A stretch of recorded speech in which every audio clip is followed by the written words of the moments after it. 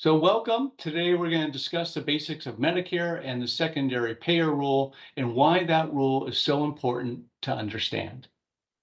My name is John. I'm president of Riley and Associates. We are a local independent insurance agency. We specialize exclusively in Medicare. Today, we'll be covering the basics of Medicare and the secondary payer rule. Understanding how Medicare works with employer coverage is based on employer size and ultimately will determine when you have to enroll in original Medicare and what your options are. So what is Medicare? Medicare is health insurance provided by the federal government for those age 65 and older and those under 65 with certain disabilities. Now, Medicare covers many of your healthcare services, but not everything. There are gaps, and that's why it's so important to understand, how it works. So let's start with the basics. Medicare has four parts. Part A is your hospital insurance. This covers inpatient stays and skilled nursing. Part B is your medical insurance. This covers things like doctor visits, labs, x-rays, diagnostics, and even outpatient surgery. Part C is an alternative way to receive your Medicare and works much like an HMO. And Part D helps cover prescription drugs. So we're not going to go into details on the basics today, but just so you know, these are your two main options when you're going on to Medicare. It's Part A and B, and adding a supplement to cover those out-of-pocket costs, plus a separate Part D plan. So that would be option one.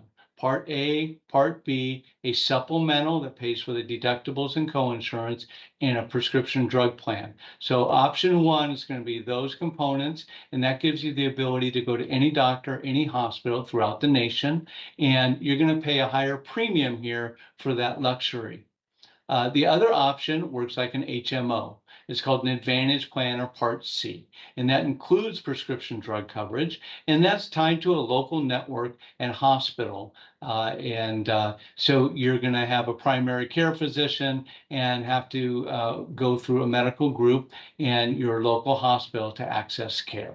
Okay, so those are your two options, and both options are really good options when going on to Medicare. It just depends on, what you're comfortable with, what your, budget is, and kind of your lifestyle. Okay.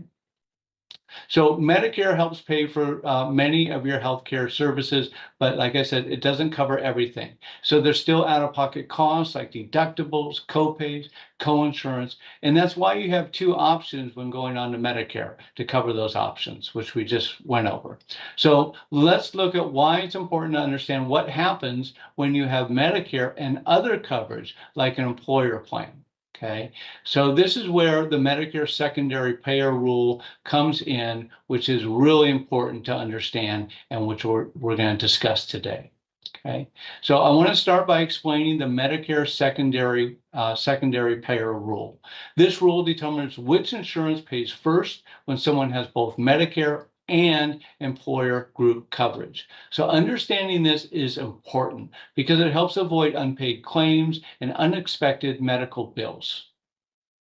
So nobody likes surprises, especially when it comes to health insurance and medical bills. So this rule plays a key role in how your coverage works. So it's important to understand, and if you don't, it could lead to claims being denied, delays, higher out-of-pocket costs. So a little clarity here can help prevent a lot of confusion later. So let's jump in. So the Medicare secondary payer rule, everything comes down to one main factor: employer size. So there's two primary scenarios: employers with fewer than 20 employees and employers with over 20 employees. So each situation determines which coverage pays first. Okay. And so let's start with scenario number one. If your employer has fewer than 20 employees, Medicare will be your primary insurance. That means Medicare pays first and your small group employer plan will pay second. So if this is your situation, just know that you'll need to sign up for Medicare when you're turning 65, and you cannot delay Part B, because again, Medicare is going to pay first. So if you don't have that in place, there's going to be a big gap. For example, if you go to the doctor, Medicare pays first, your employer pays second, helping to cover the out-of-pocket costs such as your deductibles and co-insurance that original Medicare does not pay. So if turning 65 and you're on a small group plan under 20 employees, you need to enroll in Medicare. This applies to people whether you're actively working and covered under a spousal plan with a company with fewer than 20 employees. So it's not just about your job, it's also about your household coverage situation. Because Medicare is primary in this situation and pays first, enrolling in Medicare when first eligible is super important. If your Medicare is not active, your employer plan may process claims as if Medicare already paid. Again, this can lead to denied claims, reduced payments, or even higher out-of-pocket costs. In addition, delaying Medicare Part B without a valid primary coverage could result in late enrollment penalties and coverage gaps. So timing plays an important role here. So if you're under 20 employees, you need to enroll in original Medicare. So now let's look at scenario number 2. If your employer has 20 or more employees, then the employer plan is typically primary and Medicare is secondary.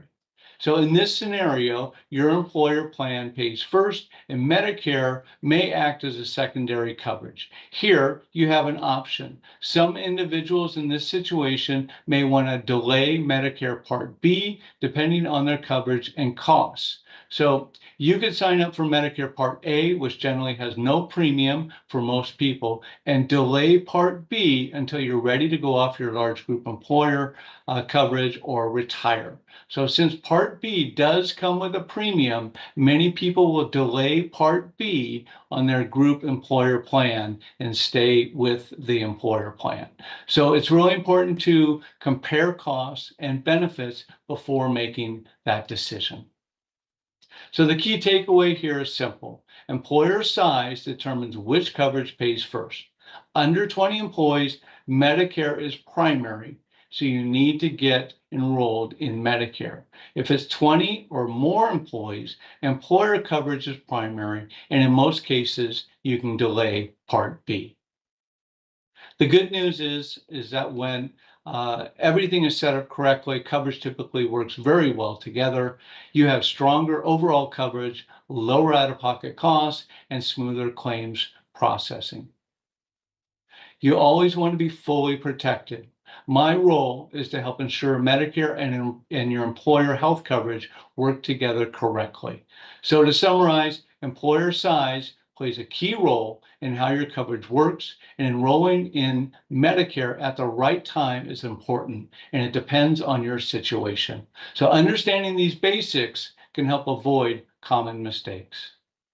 So if you'd like to learn more, we host a Medicare Basics webinar where we go deeper into how Medicare works, including enrollment timelines and a lot of the common questions. So you're always welcome to join us for that session, or you can schedule a discovery call where we can set up a one-on-one meeting with you. And there's never a charge for our services. We can walk you through the steps unique to your situation, provide options for you, and help you choose coverage that best fits your needs. So thanks again for being here today. Please reach out if you have any questions, and have a great rest of your week, and look forward to speaking with you soon. Thanks.